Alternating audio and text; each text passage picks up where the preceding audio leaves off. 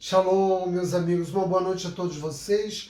Na paraxá dessa semana, a narrativa da Torá nos conta que Moshe foge do Egito em direção a Midian. E lá ele vai viver na casa de Itró e vai se casar com uma das filhas de Itró, Tsípora. E com ela ele tem 2 filhos. Mas por que Moshe foge do Egito? Porque sobre ele recaiu um decreto de morte. E por que Moshe foi condenado à morte pelo faraó?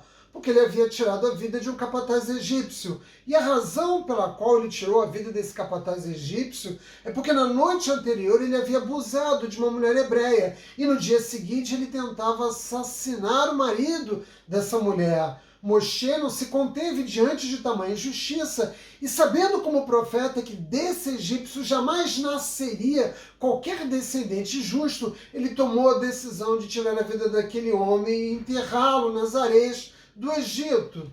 Uma vez em Midian, o seu primeiro filho, o filho primogênito, ele chamou de Gershom, que significa eu sou estranho numa terra estrangeira. E o seu segundo filho, ele deu o nome de Eliezer, que significa Deus me salvou do faraó. Moshe deu aos seus filhos os nomes que o ajudavam a se lembrar permanentemente da bondade divina. Porque, afinal de contas, Deus fez com que Moshe prosperasse numa terra estrangeira, mas, sobretudo, Deus permitiu que Moshe fosse salvo do faraó. E ele, Moshe, queria se lembrar o tempo todo das bênçãos que recaíram sobre a vida dele. Todos vamos concordar que essa é uma ótima ideia.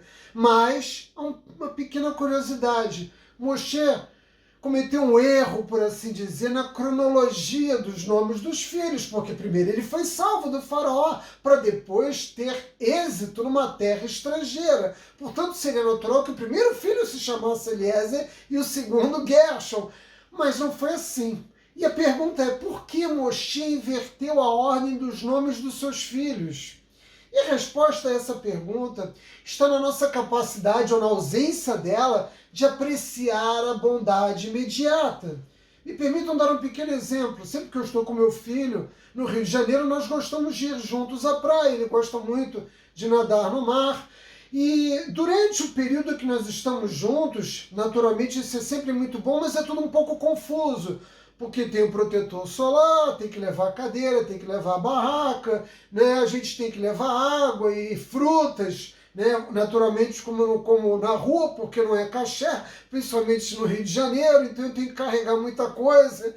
E isso, evidentemente, faz com que esse tempo em que nós estamos juntos na praia seja um momento muito difícil. E eu acabo não aproveitando ali naquele momento, eu acabo aproveitando depois. Quando a gente chega em casa, toma um banho e vai almoçar, ou enfim, depois que a gente descansa, eu tenho a possibilidade de desfrutar, né, da memória daquele momento tremendamente agradável. É muito difícil aproveitar exatamente naquele momento. Nós gozamos o prazer de estarmos com uma outra pessoa, de vivermos uma situação agradável, geralmente quando essa situação já passou. E por que isso acontece?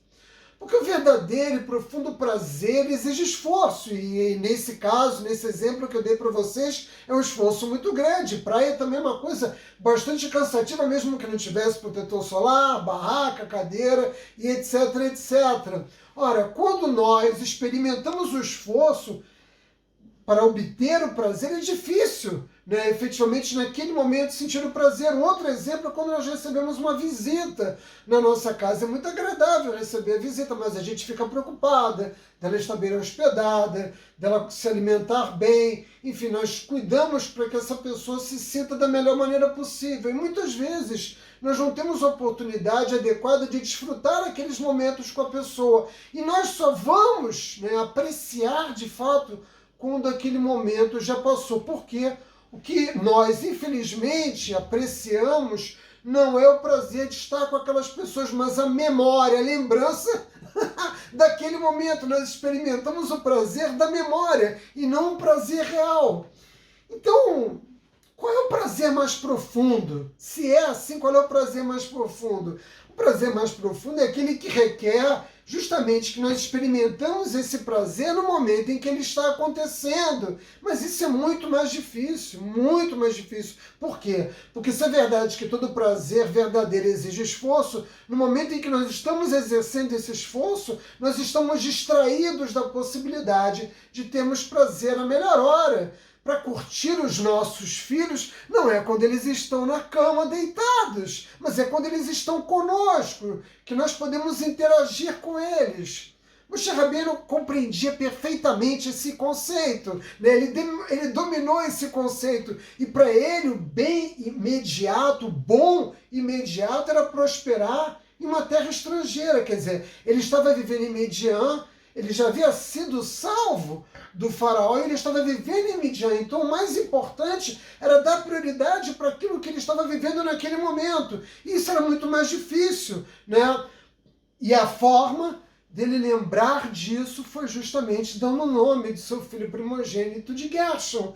Eu sou estranho numa terra estrangeira. A salvação do faraó passou a ser uma prioridade secundária. Embora também fosse um milagre extraordinário e tivesse acontecido antes, aquele momento de dificuldade já havia passado e ele não estava vivendo mais aquele momento.